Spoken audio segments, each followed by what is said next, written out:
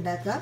അപ്പോൾ ഇതിനു മുമ്പ് ഞാനൊരു മുളക് കറി ഉണ്ടാക്കിയിട്ടുണ്ട് മീൻ വെച്ച്. പക്ഷേ അതിൽ നിന്ന് വ്യത്യസ്തമായിട്ടൊരു രീതിയിലാണ് ഞാൻ ഇന്ന് ഉണ്ടാക്കുന്നത്. കുറച്ച് വ്യത്യാസങ്ങളൊക്കെ വരുത്തിയാണ് ഇന്ന് ഞാനിത് ചെയ്യുന്നത്. ഇത് ഞാൻ അയല മീൻ വെച്ച് മുളകിട്ടതാണ് ഉണ്ടാക്കുന്നത്. അപ്പോൾ അതിനായിട്ട് ആദ്യം ഞാനൊരു മൺചട്ടി അടുപ്പിൽ വെച്ചിട്ടുണ്ട്. അതിലേക്ക് കുറച്ച് വെളിച്ചെണ്ണ ഒഴിച്ചു കൊടുക്കുകയാണ്. ഒരു 2 ടേബിൾ സ്പൂൺ വെളിച്ചെണ്ണ നമുക്ക് അതിനകത്തേക്ക് ഒഴിച്ചു കൊടുക്കാം. അപ്പോൾ ഈ വെളിച്ചെണ്ണ ഒന്ന് ചൂടാവണം. വെളിച്ചെണ്ണ ഒന്ന് ചൂടായ ശേഷം നമുക്കതിലേക്ക് ഒരു 1/4 ടീസ്പൂൺ ഉലുവ ചേർത്ത് കൊടുക്കാം. കുറച്ച് ഉലുവ ചേർത്താൽ മതി, ഒരുപാട് ഉലുവ ചേർത്താൽ അത് കഴിക്കുന്ന ഇത്രയും മാത്രം. 1/4 ടീസ്പൂൺ ഉലുവ നമുക്കതിലേക്ക് ചേർത്ത് കൊടുക്കാം. ഇപ്പോൾ ഉലുവ ചെറുതായിട്ടൊന്ന് മൂത്ത് വന്നിട്ടുണ്ട്. ഇനി നമുക്കതിലേക്ക് ഒരു ചെറിയ കഷ്ണം ഇഞ്ചി ചെറുതായിട്ട് അരിഞ്ഞതാണിത്. ചെറിയ കഷ്ണം ഇഞ്ചി, അതുപോലെ തന്നെ ഒരു 3 വലിയ അല്ലി വെളുത്തുള്ളി, അതും ചെറുതായിട്ട് അരിഞ്ഞതാണ്. അതുപോലെ 3 പച്ചമുളക് കീറിയതാണിത്, അതും കൂടെ ഇതിനകത്തേക്ക് ചേർത്ത് കൊടുക്കാം. ഇനി ഇത് പച്ചമണം മാറുന്നത് വരെ ഒന്ന് എണ്ണയിലിട്ടൊന്ന് വഴറ്റിയെടുക്കണം. നമുക്ക് അതിലേക്ക് ഞാൻ ഇതുപോലെ 1 കപ്പ് ഉള്ളി അരച്ച് വെച്ചേക്കുവാണ്.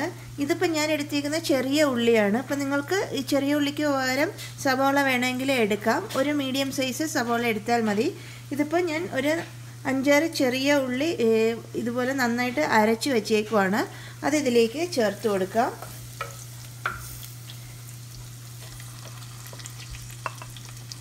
അപ്പോൾ ആ ഉള്ളി നന്നായിട്ട് ആ എണ്ണയിലൊന്ന് വഴറ്റിയെടുക്കണം.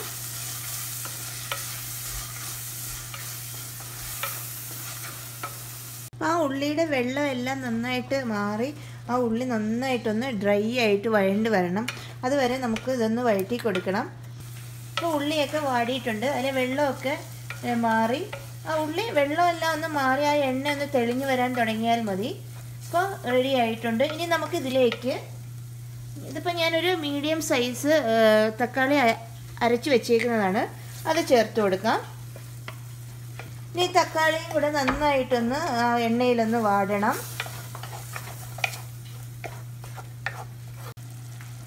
ഇപ്പോൾ തക്കാളിയൊക്കെ നന്നായിട്ട് വാടിയിട്ടുണ്ട്. ഇനി നമുക്കിതിലേക്ക് പൊടികൾ ചേർത്ത് കൊടുക്കാം. അപ്പോൾ എണ്ണയൊക്കെ ചെറുതായിട്ട് തെളിഞ്ഞു വരാൻ തുടങ്ങിയിട്ടുണ്ട്. നിങ്ങൾക്ക് തക്കാളി ഇതുപോലെ അരച്ച് ചേർക്കുന്നുണ്ടെങ്കിൽ ചെറുതായിട്ട് അരിഞ്ഞിട്ടാലും മതി. അരച്ച് ചേർത്ത് കഴിഞ്ഞാൽ നമ്മൾ കൂടുതൽ സമയം ഇങ്ങനെ വഴറ്റിക്കൊണ്ടിരിക്കണം, കാരണം അതിൻ്റെ വെള്ളം എല്ലാം കുറച്ച് താമസിക്കുമെന്ന് പോവാനായിട്ട്. അപ്പോൾ അരിഞ്ഞിടുന്നതാണ് നല്ലത്.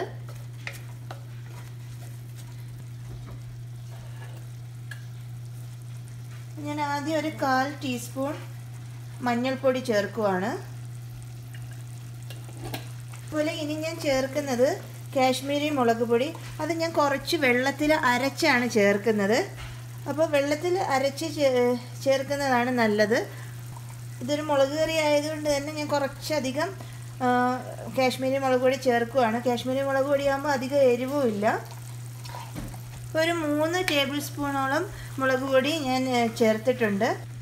അപ്പോൾ കുറച്ച് വെള്ളം ഒഴിച്ച് നന്നായി ഒന്ന് അരച്ച ശേഷം ആ മുളക് പൊടിയാണ് ഞാനിപ്പോൾ ഒരു 3 ടേബിൾ സ്പൂൺ ചേർത്തത്. ഇപ്പോൾ കാശ്മീരി മുളക് പൊടിയാകുമ്പോൾ നല്ലൊരു കളറും കിട്ടും നമ്മുടെ കറിക്ക്. ഇനി മുളക് പൊടിയെല്ലാം നന്നായിട്ട് ഒന്ന് ഈ എണ്ണയിലൊന്ന് വാടണം. ഇനി ആ എണ്ണ തെളിഞ്ഞു വരാൻ തുടങ്ങണം. അതുവരെ നമുക്ക് ഇതൊന്ന് വഴറ്റി കൊടുക്കാം. ഇപ്പം നിങ്ങൾ സാധാരണ മുളക് പൊടിയാണ് ചേർക്കുന്നതെങ്കിൽ എരിവനുസരിച്ച് ചേർത്ത് കൊടുക്കുക. ഇപ്പോൾ കാശ്മീരി മുളക് പൊടി ആയതുകൊണ്ടാണ് ഒട്ടും എരിവില്ല, അതുകൊണ്ടാണ് ഞാൻ ഇത്രയും ചേർത്തത്.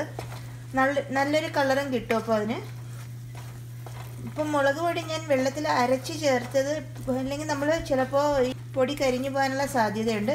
അപ്പോൾ ഇതുപോലെ വെള്ളത്തിലൊന്ന് അരച്ചിട്ട് ഇതുപോലെ വഴറ്റിയെടുക്കുകയാണെങ്കിൽ പൊടി പെട്ടെന്ന് കരിഞ്ഞൊന്നും പോവില്ല. ഇനി വേറെ പൊടികളൊന്നും നമ്മൾ ചേർക്കുന്നില്ല, ഇത്രയും മാത്രമേ ഉള്ളൂ. ഇപ്പോൾ എരിവൊക്കെ നന്നായിട്ട് വേണമെന്നുള്ളൊരു പച്ചമുളകിൻ്റെ അളവൊക്കെ കൂട്ടി കൊടുത്താൽ മതി. ഇപ്പോൾ ഈ അരപ്പ് നന്നായിട്ട് വഴണ്ടിയിട്ടുണ്ട്. ഇപ്പോൾ ചെറുതായിട്ട് എണ്ണയൊക്കെ തെളിഞ്ഞു വരാൻ തുടങ്ങിയിട്ടുണ്ട്.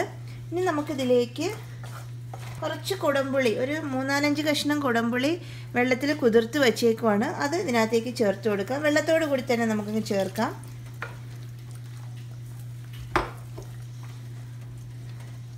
ഇതിനകത്ത് നന്നായിട്ട് ഈ ഗ്രേവിയിൽ മുങ്ങിക്കിടന്ന് തന്നെ വേകണം. അപ്പോൾ അതിനാവശ്യമായിട്ടുള്ള വെള്ളം നമുക്ക് ഇതിലേക്ക് ചേർത്ത് കൊടുക്കാം.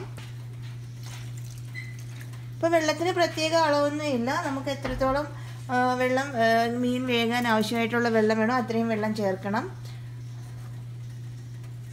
പിന്നെ ഒരുപാടങ്ങ് വെള്ളമായി പോകണ്ട. ഈ ഗ്രേവി എല്ലാം നന്നായിട്ട് ഒന്ന് നമുക്ക് ഇളക്കി യോജിപ്പിക്കാം.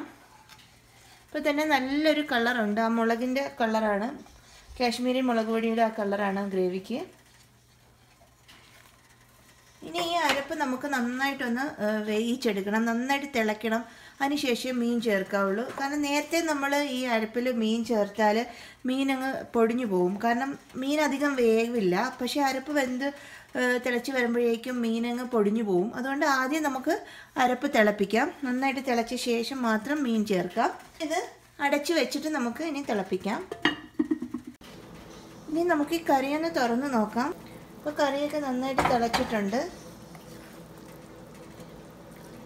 ഇനി നമുക്കിതിലേക്ക്, ഇപ്പോൾ ഇതുവരെ നമ്മൾ ഉപ്പ് ചേർത്തിട്ടില്ല. ഈ ഗ്രേവി തിളച്ച ശേഷം മാത്രം ഉപ്പ് ചേർക്കുക. ആവശ്യത്തിന് ഉപ്പ് ചേർത്ത് കൊടുക്കുക.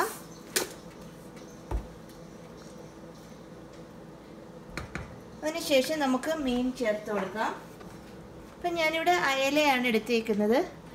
അയലയുടെ കഷ്ണങ്ങൾ നമുക്ക് ഓരോന്നായിട്ട് ഈ ഗ്രേവിയിലേക്ക് ചേർത്ത് കൊടുക്കാം.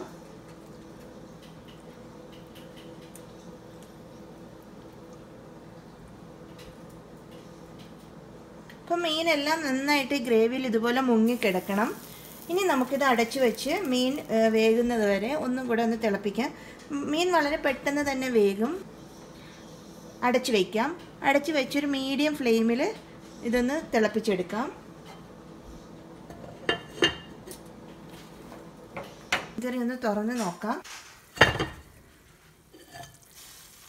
അപ്പോൾ മീനൊക്കെ നന്നായിട്ട് തിളച്ച് നന്നായിട്ട് വെന്തിട്ടുണ്ട്. അപ്പോൾ എണ്ണയെല്ലാം തെളിഞ്ഞ് വന്നിട്ടുണ്ട്. അപ്പോൾ നമ്മുടെ മീൻകറി റെഡി ആയിട്ടുണ്ട്. ഇനി അധികം സ്പൂണൊന്നും ഉപയോഗിച്ച് ഇളക്കണ്ട. കാരണം അഥവാ നിങ്ങൾക്കൊന്ന് മീൻകറി ഒന്ന് ചുറ്റിച്ച് കൊടുക്കണമെങ്കിൽ സ്പൂൺ ഇടാതെ തന്നെ ഒന്ന് ചട്ടിയിലൊന്ന് ചുറ്റിച്ച് കൊടുത്താൽ മതി. കാരണം നമ്മൾ സ്പൂണിട്ട് ഇളക്കി കഴിഞ്ഞാൽ മീനൊക്കെ പൊടിഞ്ഞു പോവും. ഇനി നമുക്ക് കുറച്ച് കറിവേപ്പില കൂടെ ഇട്ട് കൊടുക്കാം. ഇനി നമുക്ക് തീയങ്ങ് ഓഫ് ചെയ്തേക്കാം. ഇപ്പം നമ്മുടെ അയല മുളകിട്ട കറി റെഡി ആയിട്ടുണ്ട്. വളരെ ടേസ്റ്റുള്ളൊരു കറിയാണിത്. ഇതിപ്പം നമ്മൾ തലേ ദിവസമൊക്കെ ഉണ്ടാക്കി വെച്ചിട്ട് പിറ്റേ ദിവസം എടുക്കുകയാണെങ്കിൽ നല്ല ടേസ്റ്റാണ് ഈ മീൻ കറിക്ക്. അതുപോലെ തന്നെ ഈ അയലയ്ക്ക് പകരം നമുക്ക് മത്തി കിട്ടുമെങ്കിൽ അതും വളരെ നല്ലതാണ് ഇതുപോലെ ചെയ്യാനായിട്ട്.